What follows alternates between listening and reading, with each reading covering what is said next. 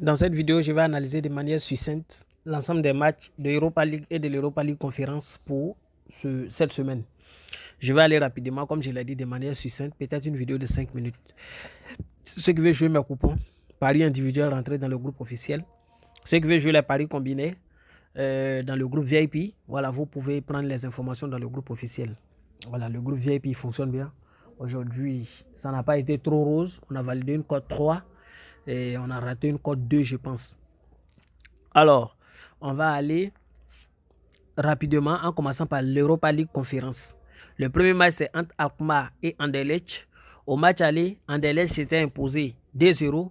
Mais ce qu'il faut savoir, c'est que Anderlecht n'est pas dans sa meilleure forme actuellement. C'est l'état de forme. Et au niveau de l'effectif, Alkmaar est très supérieur par rapport à cette équipe d'Anderlecht. Mais au match aller, je ne sais pas comment ils se sont fait surprendre.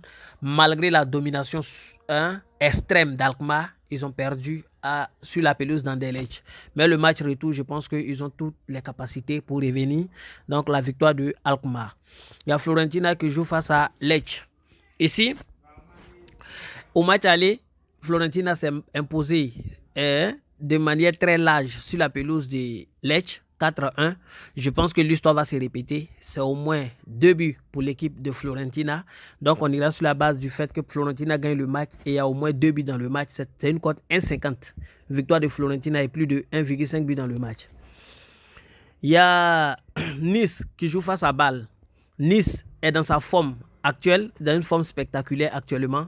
En championnat, je rappelle qu'ils n'ont perdu que depuis janvier. Je pense qu'ils n'ont perdu que face à Paris Saint-Germain et le dernier match. Au match aller face à Bâle, ils ont fait 2-2 sur la pelouse de Bâle. Ils ont bien joué, extrêmement bien. C'est plus sûr que cette équipe puisse se qualifier pour l'Europe l'année prochaine. Donc, s'ils veulent aller en Europe, ils doivent forcément prendre cette compétition-là. Je pense qu'ils vont tout faire pour se hisser au niveau de la finale. Victoire de Nice dans ce match. Il y a West Ham qui joue face à Genk. West Ham était l'un des meilleurs favoris de ce championnat, de cette compétition. West Ham était le meilleur favori, mais cette année, nous tous, nous savons le niveau de forme de West Ham. Ils ne sont pas trop à leur top niveau. Et ce qui fait qu'actuellement, ça ne va pas trop. Mais quand même, ils ont pu arracher le match nul sur la pelouse de la Gantoise. Et je pense que chez eux, voilà, ils vont revenir. Pour moi, je pense qu'ils pourront atteindre les demi-finales. C'est pourquoi j'irai sur la base du fait que West Ham va gagner ce match simplement. Victoire de West Ham. On a fini avec la Ligue Europa. On va attaquer la Ligue Europa Conférence. Au niveau de la Ligue Europa Conférence, le premier match oppose la Roma à Feyenoord. Ici, au match aller, Rome s'est incliné face à Feyenoord 1-0, mais ça se justifie parce que Feyenoord est très en forme actuellement par rapport à l'équipe de Rome. Si on prend les statistiques dans chaque championnat. Et Roma, quand même, c'est une grosse équipe, une équipe qui peut revenir à tout moment. Mais ce match-là sera un match assez particulier. Voilà, Feyenoord, je ne pense pas qu'ils vont perdre, mais face à Roma, ça va être compliqué. C'est un peu comme le match aujourd'hui qui a opposé Inter de Milan à l'équipe de, comment on les appelle là, Benfica. Voilà, dans ceux qui sont dans le groupe Telegram en savent, j'ai donné victoire ou nul de Benfica. C'est un match un peu à cette image-là. Donc ici, je pense que ce match-là sera un match vraiment prolifique. Pour moi, il aura beaucoup de buts dans ce match. Alors, je ne pense pas que Feyenoord pourra perdre le match. J'irai sur la base de match nul pour vous dire en vrai. Mais pour minimiser le risque, on va jouer As-Rome. C'est-à-dire Rome gagne ou match nul et plus de 1,5 but dans le match simplement. Donc Rome ou nul et plus d'1,5 but dans le match. Après, il y a Séville qui joue face à United. Au match aller, bien que United soit largement favori, vous avez vu que Séville s'est en sorti avec un match nul 2-2. Voilà. United menait 2-0 avant de voir leur filet trembler 2 fois. C'est pour vous dire que Séville, c'est l'équipe la plus titrée en Europa League. Tout le monde sait ça avec 6 trophées d'Europa League. Ils sont bien meilleurs que tout le monde en Europa. Et quand ils arrivent là-bas, ils ne s'amusent pas du tout. Ce match-là, je pense qu'il va être encore prolifique comme au match retour. Les deux équipes vont marquer simplement. Mais une équipe pourra finir par remporter le match. Voilà. Donc, dans ce match, je vois également les deux équipes marquer et une équipe gagne.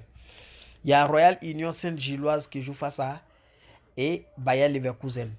À l'aller, ça nous a tous étonné que le match se solde 1-1, malgré la domination suprême de Bayer Leverkusen sur Royal Union.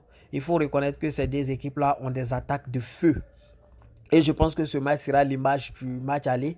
Et encore dans ce match, je vois les deux équipes marquées comme au match aller. Donc ici encore les deux marques et une équipe gagne. Je pense que ça va passer aussi. Et il y a Sporting qui joue face à Juventus.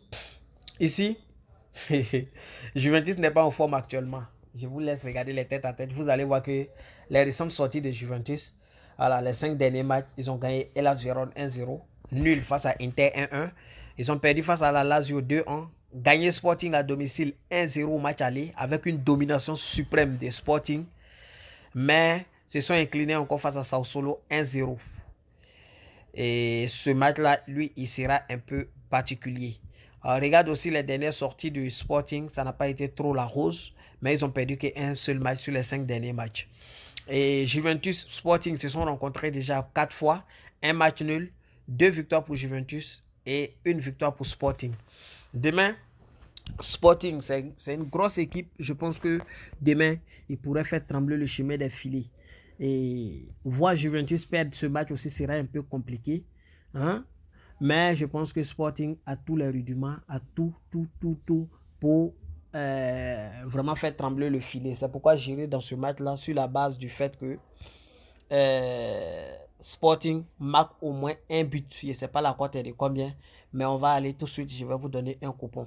Donc, allons, je vais vous donner un coupon sur l'ensemble des matchs que j'ai analysés. Et ceux qui veulent jouer les petits coupons, rentrez dans le groupe Telegram, dont le lien est en description de la vidéo. On a ici un coupon cote 30, un très bon coupon. Roma Feyenoord, Rome ou nul et plus de 2 buts dans le match.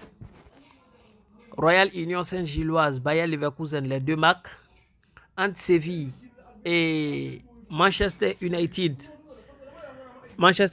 ou nul et plus de 2 buts dans le match. Entre Sporting et Juventus, Sporting marque au moins un but. C'est une cote 1,61. Une très belle cote.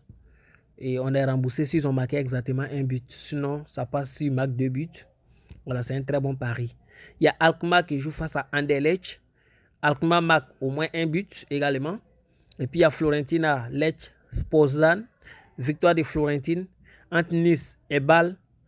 Nice gagne au match nul et plus de 2 buts dans le match. Et puis entre West Ham et la Gantoise, victoire de 1 West Ham United. Donc voici un peu ces 8 événements pour une cote 30. Je pense que c'est une très belle cote. Et je vais enregistrer le numéro du coupon pour ceux qui veulent, bien sûr.